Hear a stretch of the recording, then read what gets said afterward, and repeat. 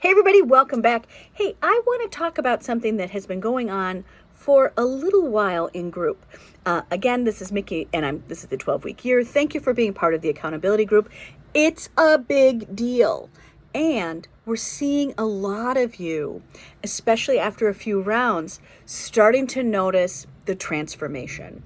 And the transformation is real. It's a real thing, and I want to just kind of remind people that as you get into your goals, as you start understanding how to convert your old thinking into something, right? We're regrouping your thoughts.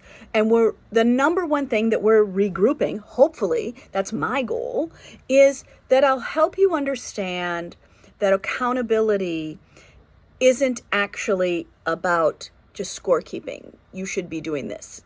Achieve. Accountability is one, it's important because you want to keep a promise to yourself. And keeping a promise to yourself is the first way, it's the first tool that you can have your highest S self, right? Your highest S self wants harmony.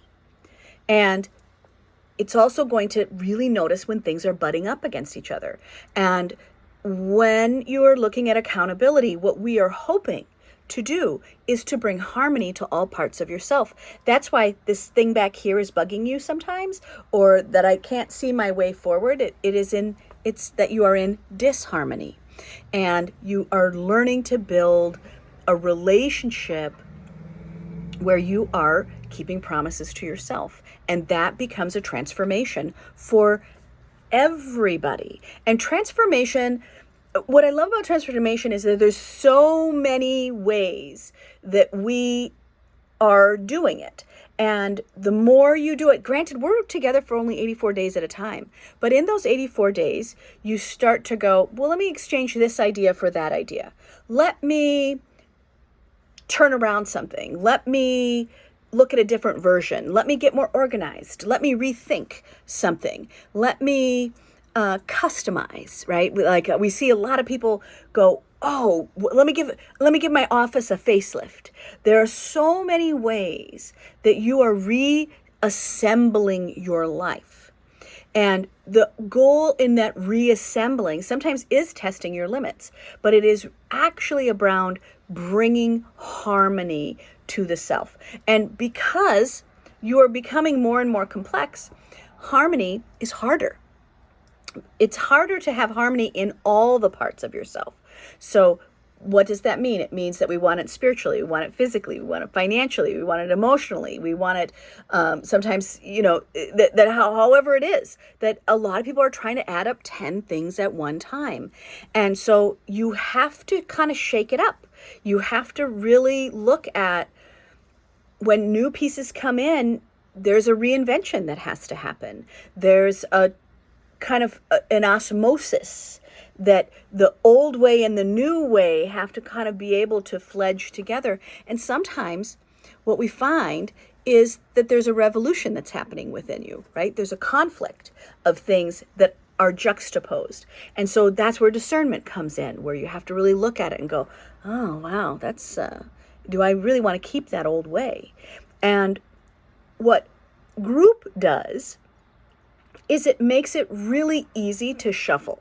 It makes it easy to make an adaptation. It makes it easy to kind of reorient yourself because everyone else is reorienting too. So when you are looking at a major change, those are very exciting. And don't underestimate the quantum leap that happens from building harmony and giving yourself grace while you do it. Now, you've heard this from me many times, for those of you who have been in class, that I don't believe that something has to hurt in order for it to have value in your life, right? A lesson doesn't have to be painful in order to count it as this big life lesson. Rejuvenation, rehabbing what you are doing is a quantum leap. And getting willing to remake your life in a way that's in harmony is a revolution. It is a revolution to love your journey. It is a revolution to be willing to be present and accept that you have a dream that's bigger for yourself, or that you want to switch over to something that it is an operation in and of itself to change. So what I want to just remind you about in making transformational stuff is how important grace is. And grace is the partner that we're looking for in that prosperity mindset. We are looking for grace. And grace has really a benefit, its own adventure in what you're redesigning. What you're redesigning is how to talk to yourself without shame or blame. What you're redesigning is that you don't have to keep those old ideas. There are some dreams that I dreamed up when I was 20 years old. Well, that was a long time ago. So it's okay to refurbish your life. It's okay to pick a new path. It is not okay to punish yourself for a path that wasn't taken before today. So you want to really give yourself the ability to take on that turning point and to do it with an ease, with an offering, with a pattern of support for you and your journey. So when I say to you, it is so important for you to be here, I am so glad that you are here. It is life-changing, but it is not just life-changing for you. It is life-changing for every person on your path, every person in your pattern, every person that you are around gets that opportunity to see grace, to see someone transform before them, and to do it in a way that isn't painful. And that makes everybody's brain explode. You can move forward in your life and truly have a reawakening without having it to be painful. But it will require that you move, that you consistently update, that you consistently reorganize and process what is right for you. And I'm proud of you for doing that work, because it's not showy, it's not fancy, but it is effort.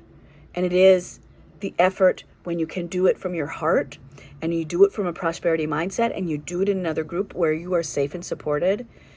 Man, that's fabulous. Thanks for showing up. Glad you're here.